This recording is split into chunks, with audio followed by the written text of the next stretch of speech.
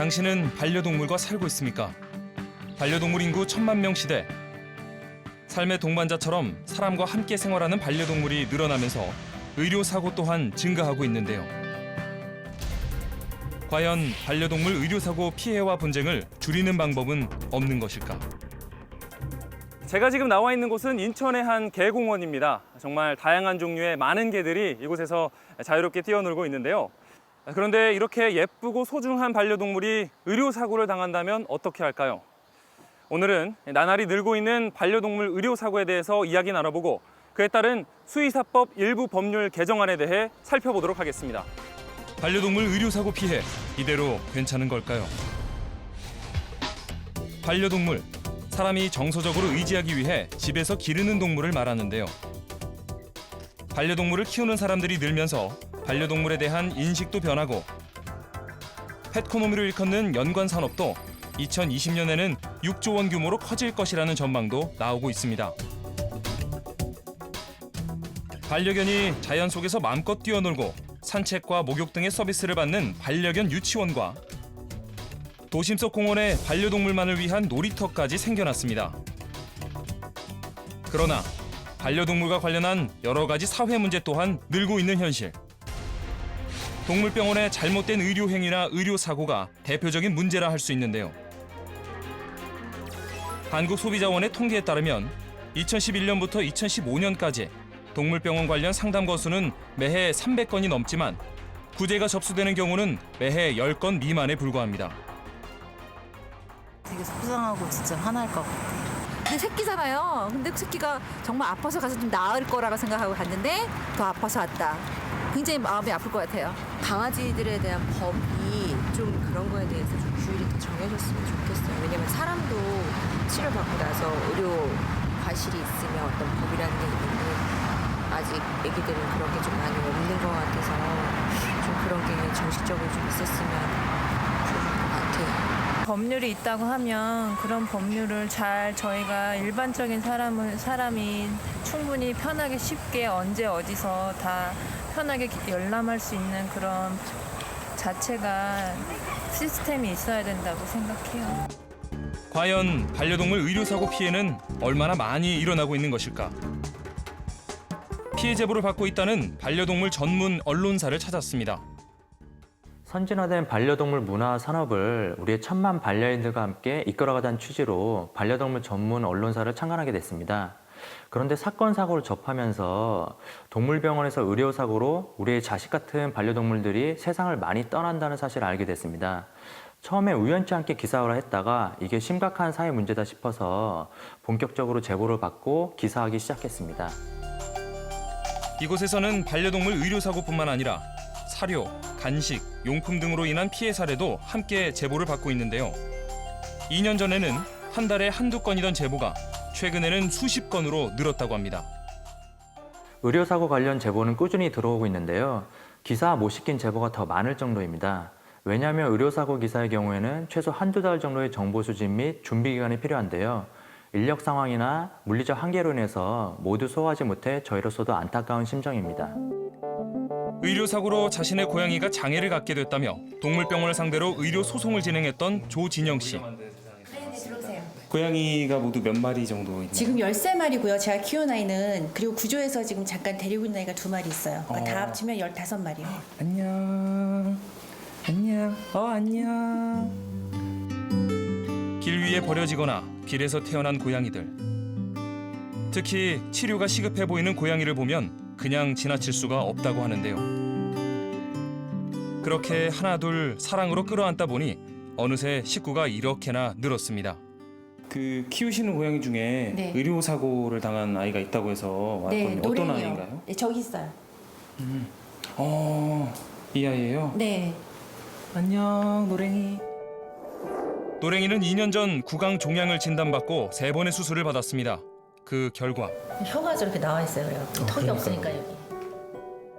턱이 돌아가고 송곳니가 입천장을 찔러 굉장히 고통스러워했다는 노랭이. 이쪽 턱이 있잖아요. 왼쪽 턱이. 이게 이쪽으로 이렇게 돌아가서 여기까지 있는 거예요. 이게 다 이렇게 쭈그러들었죠. 이렇게. 그래서 혀가 나와 있는 거예요. 지지대가 없으니까. 문제 수의사에게 3번의 수술을 받으며 상태가 점점 더 나빠졌다는 노랭이. 다른 동물병원에 가서 CT를 찍어보니 뼈는 다시 벌어져 있었고 부러진 나사 여러 개가 뼈에 박혀 있었습니다.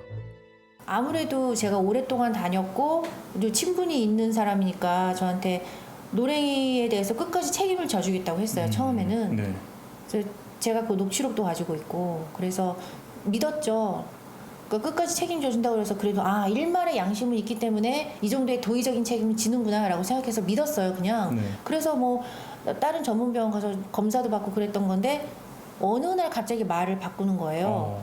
자기 잘못 아니다. 이거 의료사고 아니고 자기 잘못도 아니고 나는 그래서 얘에 대해서 책임져 줄 수가 없다. 갑자기 바꾸는 거예요, 말을.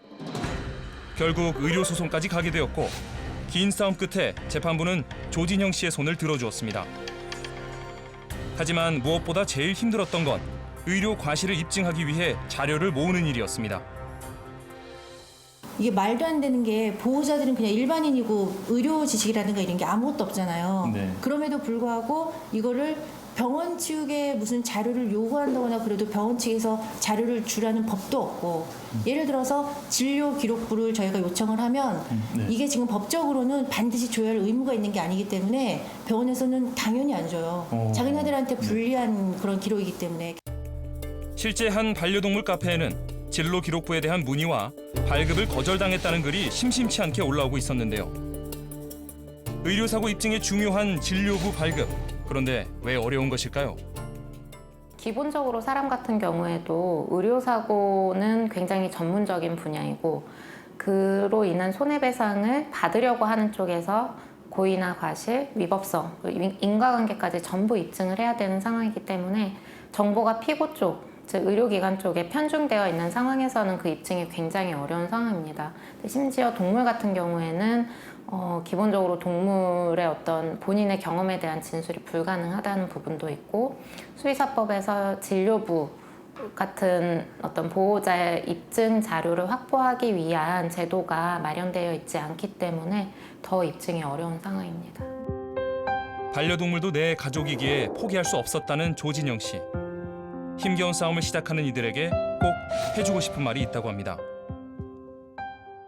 아이들 데리고 병원을 다니시면서 진료 기록부까지 매번 떼지는 못하더라도 아이들의 진단서라든가 아니면은 처방전이라든가 엑스레이 아니면 뭐 초음파, 혈검 이런 자료들을 병원에서 반드시 받으셔갖고 꼭 보관해 두세요.